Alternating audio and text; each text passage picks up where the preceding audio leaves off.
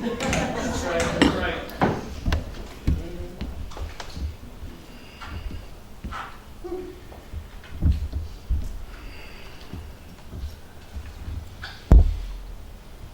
I have an agreement with the divine.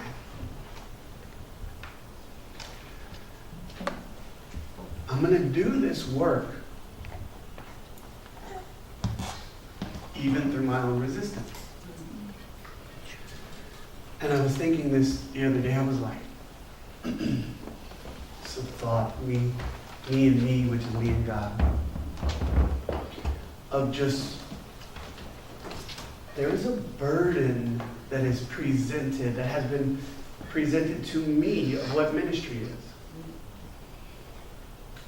And it always feels so big and so difficult and so complex. It feels like,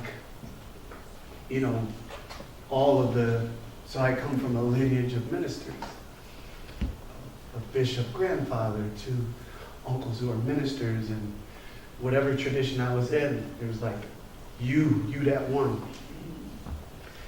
And I'm listening to Ray sing. And so Ray's going to go back up to the keyboard because he just heard me ask him to go back up to the keyboard.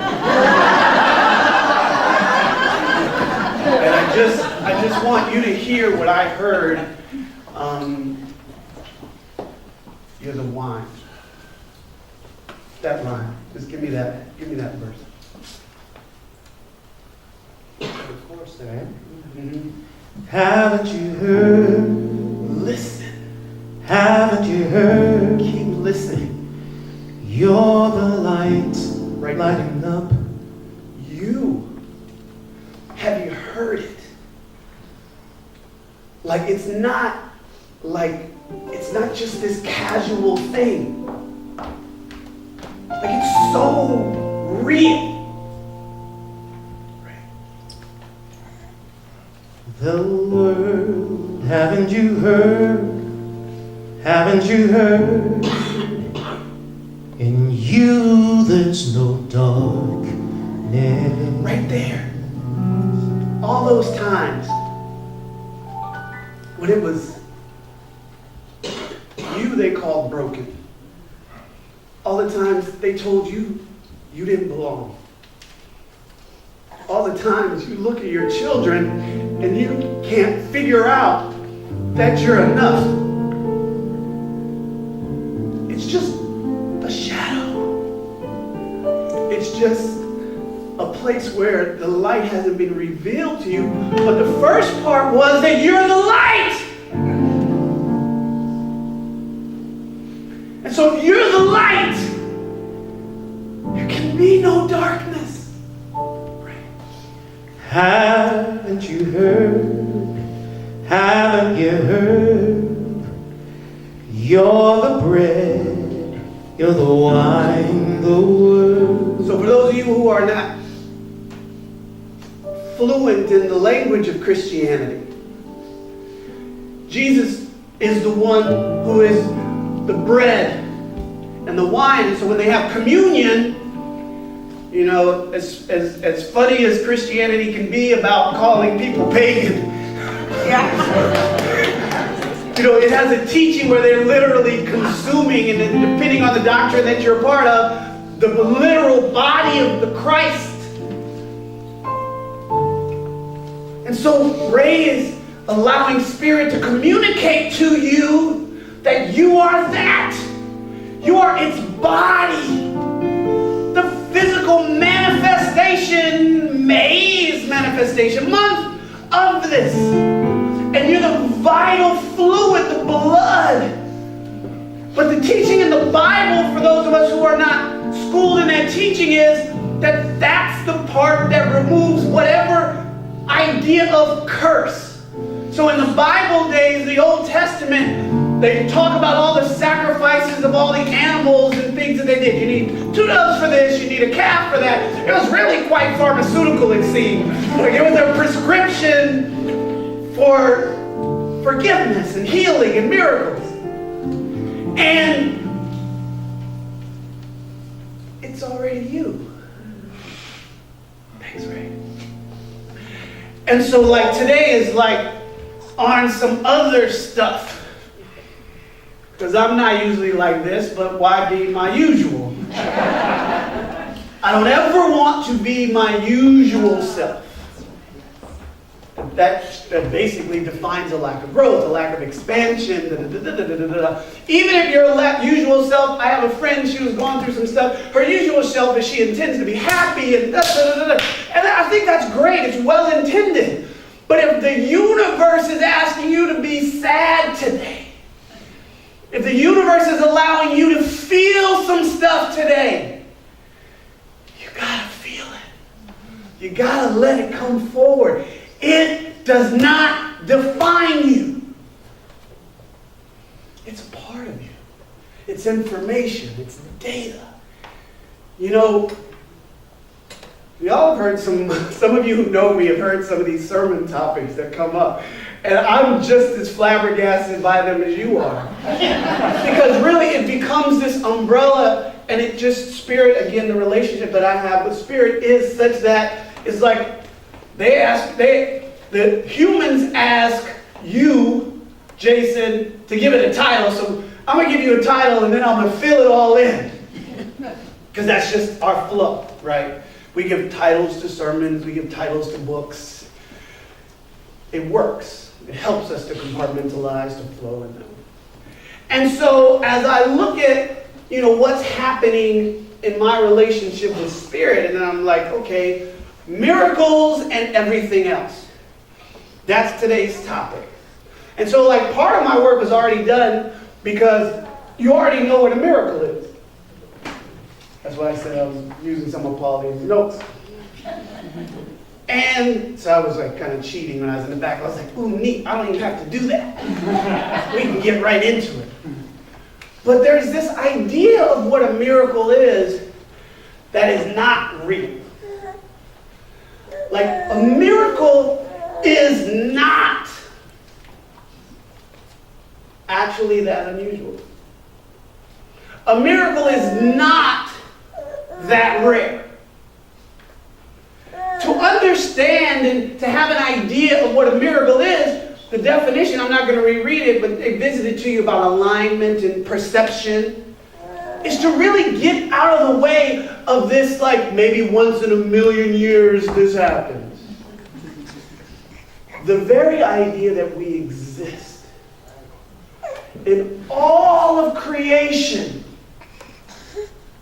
is a miracle.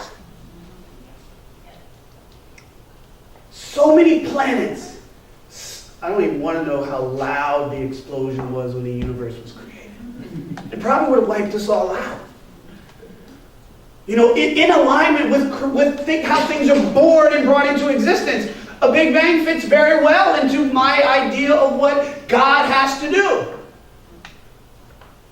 It has to create, it has to be brought into something in an alignment and in an order. Now, 4,000 or 5,000 years ago, anytime something that we didn't know happened and we could not have an explanation for it, like we couldn't scientifically or, they weren't really doing science 5,000 years ago as we know it, as the scientific method, but something was going on. Come on. There was this thing, right? And stuff would happen, and then because they couldn't explain it, it was called, right?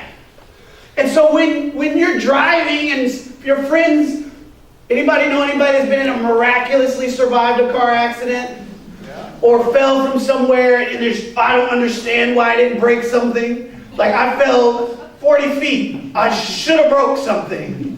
And there's like this idea of that, like, it's a miracle. The reality is, everything about you is a miracle. And everything about our society, the fact that human beings still exist, let's just call it what it is. The fact that we have not wiped each other out. Because there are species that have come and gone over the cycles of this planet before humans had anything to do with it. So that just lets you know that we're a part of what it was always doing. We just can see our fingerprints on it. But the title is Miracles and Everything Else. And so we have an idea of what science does today, right? We know that gravity is a thing. It's been tested, it's been explained, and it's been proven. But at some point in the journey of human beings, they just kind of started noticing that if I let go of something, it goes down. But it was before they had language to say, goes down. And so a really good friend of mine, Brandy, and I were having this conversation, and we were talking about the limitations of language. And how language so often compartmentalizes us, and even in a very real way, makes it harder for us to fully grasp things. Because we can only grasp through language what we already know. So imagine when you go to another country and they're talking about things and they're just flowing in their language, they're just going. You don't have any idea what they're talking about, but if they point to an apple, or they point to bread, or if they point to boy or girl or man or woman, suddenly an idea of what that looks like registers in your awareness to you. And the whole thing about this relationship that we have with language is, it's helpful, right? It's helpful for you to know what I'm talking about right now, as opposed to if I were speaking Portuguese, if I were speaking some other language, you might enjoy my movement or not. My enthusiasm.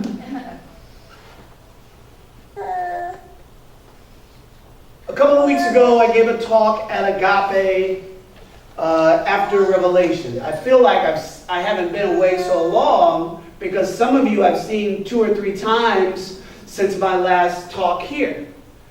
But then some of you, it feels like I haven't seen you in months. And in that talk, I talked about the idea of, and this came in our meditation today, I don't want you to really listen to the words that I'm saying. I really want you to feel into what I'm saying. Because on a very real level, you cannot get spirituality through your intellect. It does not work that way. That's why some people who are very astute, very learned in languages and degrees, have trouble with what some of the naive get simply.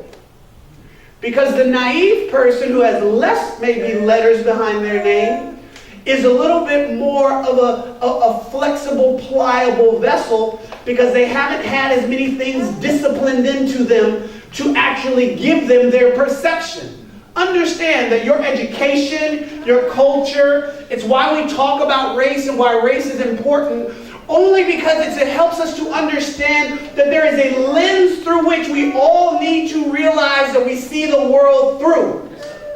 The challenge is you have to realize that other people have different lenses from you, and they're just as valid.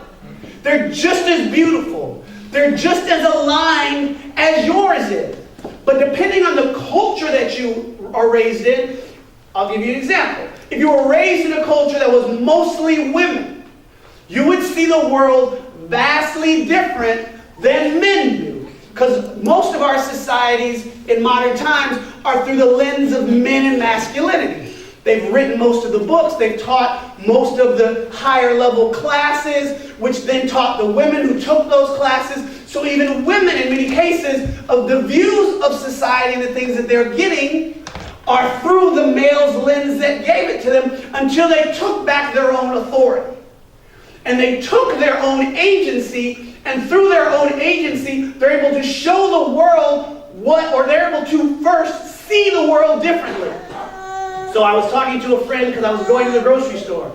And out of the grocery store walked a woman with an infant, Sadie's age and size, and a basket full of groceries. I realized how rare I see the other gender doing that. Not or never, but I do not see a man by himself very often carrying 1, let alone 2 or 3 children through the obstacle course That is the grocery store. So basically what I'm saying, yes, the Spartan race for our world would be like, hey man, I'm going to give you all 3 kids today, and you're going to go and figure out how long it takes to go grocery shopping. And the only reason I bring that up is because suddenly women have educated me to see these things. Women have. To help me to see and to recognize that there are certain structures in the way that things are built and designed that men build them because it makes sense. But if a woman designed a restroom, it would be completely different. If the women designed the shelves in the grocery store, you would stop putting stuff so high. Yes. Or if you put it high, you would design mechanisms that were safe for them to step up and get it and never have to bother another. Why don't we have step-up things in grocery stores? Because women did not design it. And that's not because men are it's not to say anything about men. Understand, when you talk about a group, it is not against the other group. So when people have the Black Lives Matter conversation, if you as a non-black person enter into the conversation to inject your perspective, you're not listening. Because it's not you that's being discussed in that moment. And it's not for you in that moment to insert anything because it is a particular subject. The perfect example was always Cancer Month in October. Breast Cancer Awareness Month is October.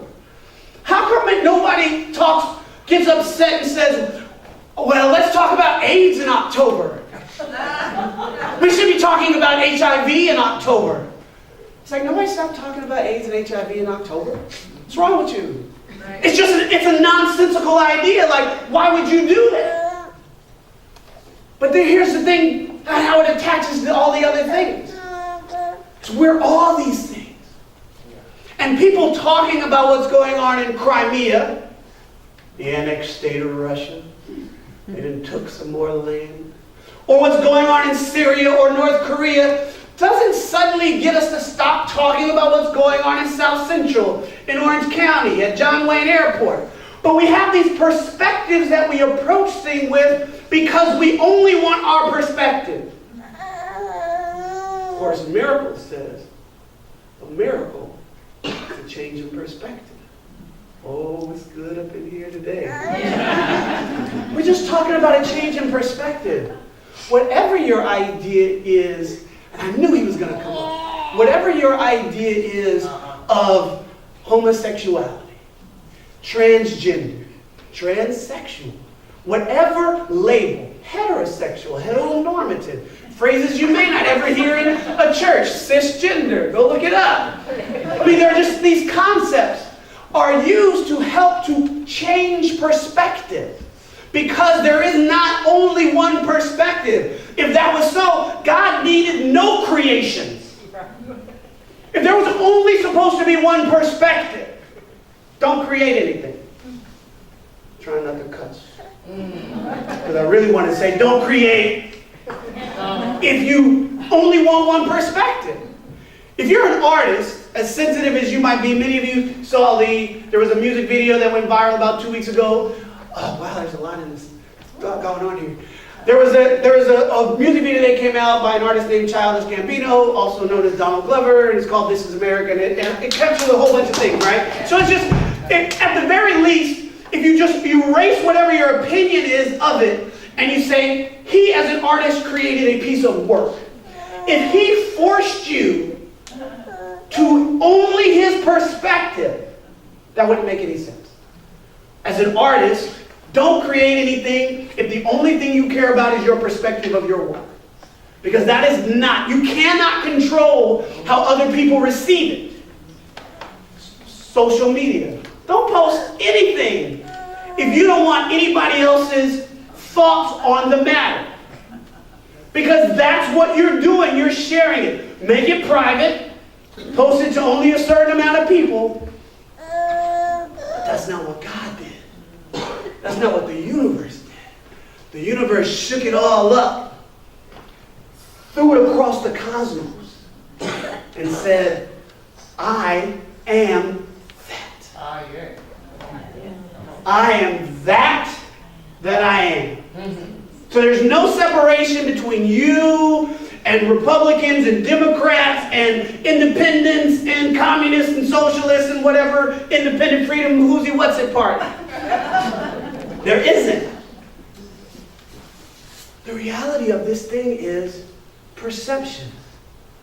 Miracles and everything else. And everything else. I could have kept writing and it said miracles and everything else is a miracle. Because that's the full teaching. That's everything that it's seeking to express. Look at your neighbor, find one just to look at. You ain't got to touch them yet.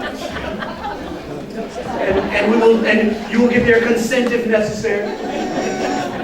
We're talking about everything today. I don't want you to say anything. See if you can find somebody to look at. And you don't even have to make eye contact. I just want you to have a person in your awareness that you can look at. And this is what I want you to feel in this moment. You are looking at a miracle. Just feel it. I don't need you to say anything. I need you to feel it. Now look at somebody else. And know that you are looking at a miracle. Don't fixate on their clothes or their style or their smile. All of those are just the elements of that miracle. You look at one more person. You can look at me, that works too. I'm not bothered by it. But whoever you look at next, just know the same. So much of this teaching, thank you so much. So much of this teaching is a realization of the real. There's a line that goes, what you are looking at is what you are looking with. If you look at the design of human beings, you don't see with your eyes. You do know that, right?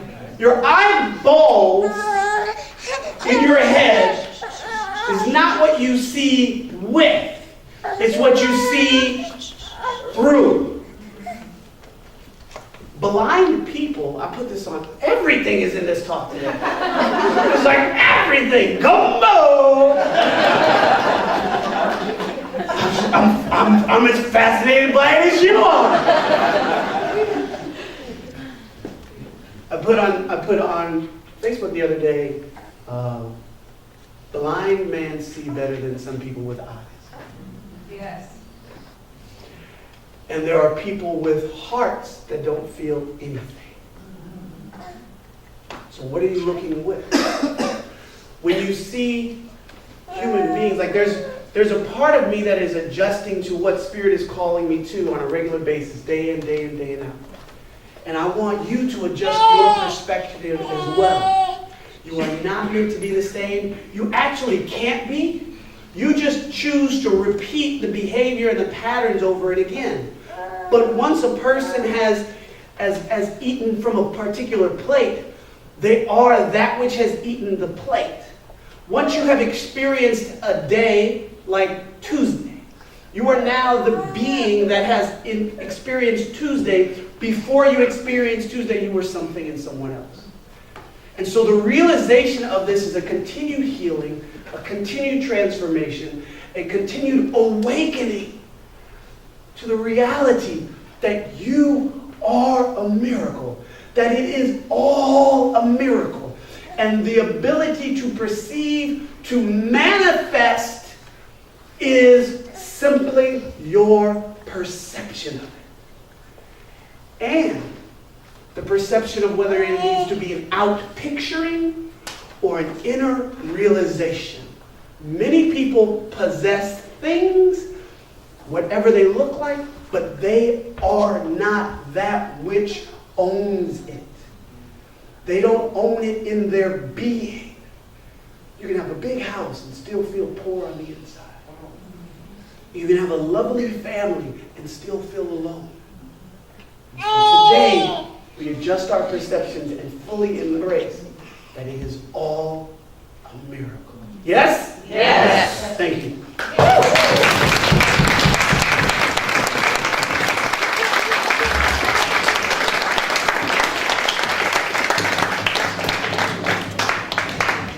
now we have a great opportunity before us. This community gives us the opportunity to come together. And so this is one of the ways that we show our appreciation and gratitude, and that is our offering. And what we do here in Soul Center and in the communities that I come to is that we give as good as we've got. We give not necessarily based on numbers, though we like big numbers. We all do. Stop playing like you don't like big numbers coming your way. It's okay. We just have to embrace it and have some fun. But the reality is this community is growing. We're going to outgrow this space. We're going to be doing some new things. And so I love this, and this is a charge I'll give to you in the future for the next time you come, is to be in awareness of what you are called to give. I know when I was growing up, my mom and everybody, they would have all their checks and all that stuff laid out, maybe because they had a commitment to a 10% tithe, and then they put something on top of it. Whatever way you are led to do that, embrace it today in a greater way than ever before, and allow yourself to participate in the law of circulation. We see it in nature. What we plant grows based on how we nurture it. So the seeds that you plant today, I'm holding in an awareness that you are growing something bigger than you have ever known before. Soul Center and in your own very life. Where are my ushers? Ushers, go for it. It's okay, they get captivated sometimes.